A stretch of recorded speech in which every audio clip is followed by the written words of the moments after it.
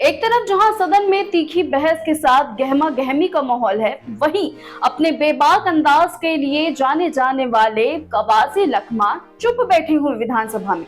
आखिर क्यों चुप है कवासी? क्या वो भाजपा में शामिल होंगे, इसलिए भाजपा सरकार की नीतियों पर सवाल नहीं उठा रहे हैं, या फिर उन्हें फिर से शराब घोटाले में ईडी के फाइल के खुलने का डर है? आज इस वीडियो में हम जानते हैं कवासी लखमा के चुप्पी की वजह। कांग्रेस विधायक कवासी लखमा को शराब घोटाले में 25 जनवरी 2025 को ईडी ने गिरफ्तार किया था। इस दौरान वो साल भर तक जेल में रहे। कवासी लखमा ने जमानत के लिए कई बार आवेदन किया, लेकिन उनकी बेल पिटीशन कई बार रिजेक्ट हुई, जिसके कारण वो 1 साल तक सदन की कार्यवाही में हिस्सा नहीं ले सके।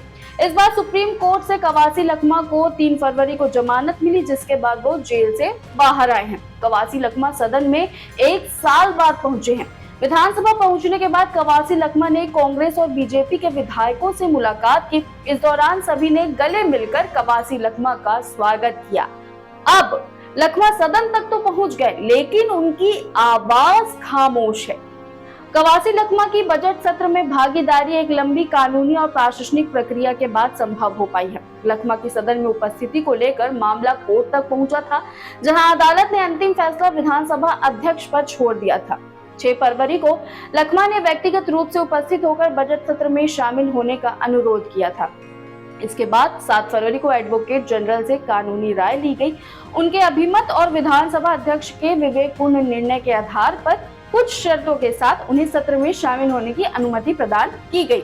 आइए बताते हैं कि कवासी लखमा को किन शर्तों के साथ सदन में उपस्थित रहने की अनुमति दी गई है। कवासी लखमा नो स्पीच नियम का पालन करेंगे, यानी भाषण नहीं देंगे। विधानसभा के भीतर या बाहर चल रहे मामलों पर सार्वजनिक टिप्पणी नहीं करेंगे।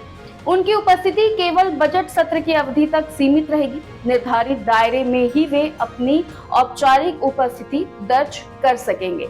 इन शर्तों का कड़ाई से पालन करने के आधार पर विधानसभा में उपस्थित होने की अनुमति दी जा रही है उन्हें। यदि इन शर्तों का उल्लंघन होता है तो सदन की गरिमा को देखते हुए तत्काल अनुमति को रद्द किया जा सकता है।